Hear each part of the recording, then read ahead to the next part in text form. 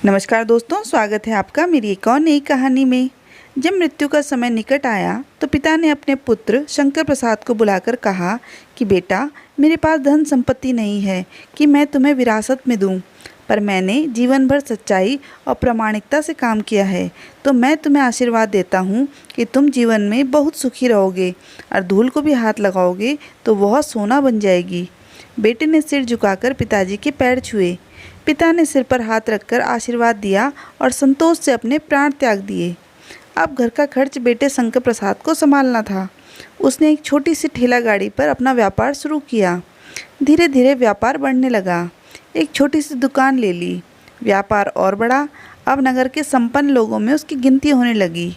उसको विश्वास था कि यह सब मेरे पिता के आशीर्वाद का ही फल है, क्योंकि उन्होंने जीवन में दुख उठाया पर कभी धैर्य नहीं छोड़ा, श्रद्धा नहीं छोड़ी, प्रामाणिकता नहीं छोड़ी। इसलिए उनकी वाणी में बल था और उनके आशीर्वाद फलीभूत हुए और मैं सुखी हुआ। उसके मुंह से बारंबार यह बात निकलती थी। एक दिन एक मित्र ने पूछा, तुम्हारे पिता में इतना बल था तो वह खुद संपन्न क्यों नहीं हुए, सुखी क्यों नहीं हुए? शंकर प्रसाद ने कहा, मैं पिता की ताकत की बात नहीं कर रहा हूँ, मैं उनके आशीर्वाद की बात कर रहा हूँ। इस प्रकार वह बार बार अपने पिता के आशीर्वाद की बात करता तो लोगों ने उसका नाम ही रख दिया बाप का आशीर्वाद। शंकर प्रसाद को इससे बुरा नहीं लगता। वह कहता कि मैं अपने पिता के आशीर्वाद के काबिल निकलूँ, यही चाहता हूँ। ऐसा करते हुए कई साल बीत गए। वह विदेशों में व्यापार करने लगा। जहाँ भी व्यापार करता उसे बहुत लाभ होता। एक बार उसके मन में आया कि मुझे लाभ ही लाभ होता है, तो मैं एक बार नुकसान का अनुभव करूं। तो उसने अपने एक मित्र से पूछा कि ऐसा व्यापार बताओ जिसमें मुझे नुकसान हो। मित्र को लगा कि इसको अपनी सफलता का और पैसों का घमंड आ गया है।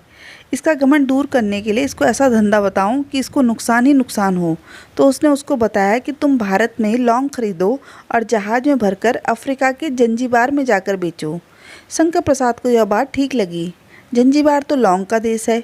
वहाँ से लौंग भारत में आते हैं और यहाँ 10-12 गुना भाव पर बेचते हैं।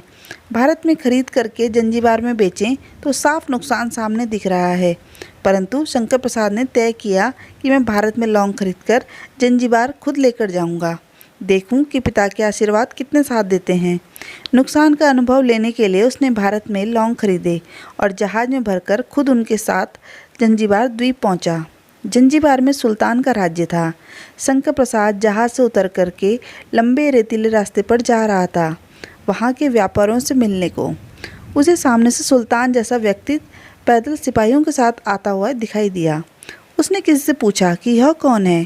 उन्होंने कहा, यह सुल्तान है। सुल्तान ने उसको सामने देखकर उसका परिचय पूछा।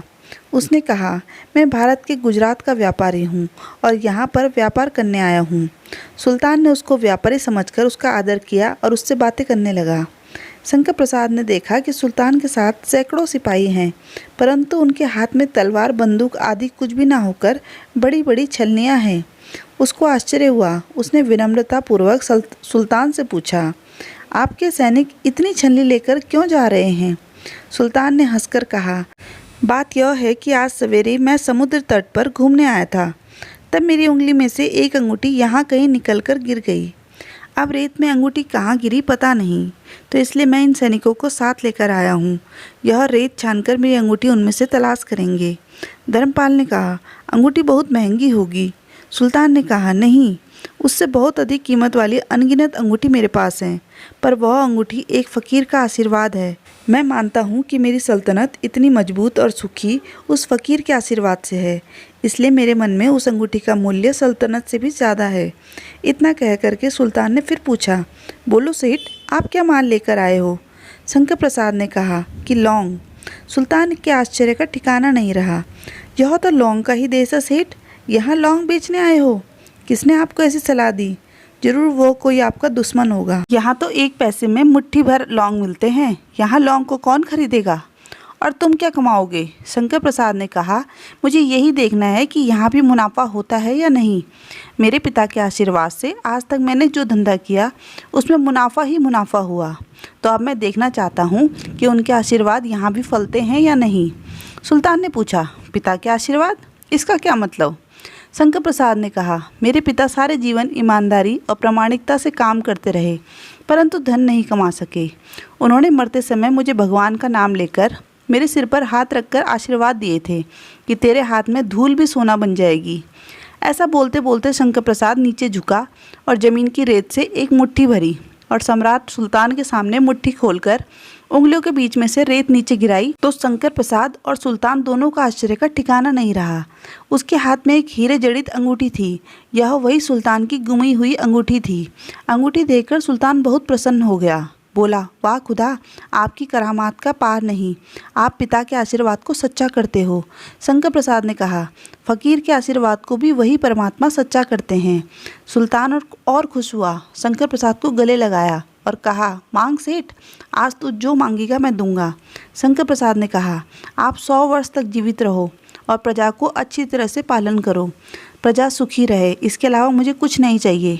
सुल्तान और अधिक प्रसन्न हो गया। उसने कहा, सेठ, तुम्हारा माल सारा मैं खरीदता हूँ और तुम्हारी मुँह मांगी कीमत दूंगा। इस कहानी से शिक्षा मिलती है कि पिता का आशीर्वाद हो तो दुनिया की कोई ताकत कहीं भी तुम्हें पराजित नहीं होने देगी। पिता और माता की सेवा का फल निश्चित रूप से मिलता है। आशीर्वाद जैसी और कोई संपत्ति नहीं। बालक के मन को जानने वाली माँ और भविष्य को संवारने वाले पिता, यही दुनिया के 2 महान ज्योतिषी हैं।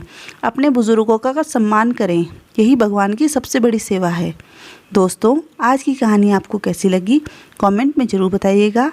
कहानी पूरी सुनने के लिए धन्यवाद।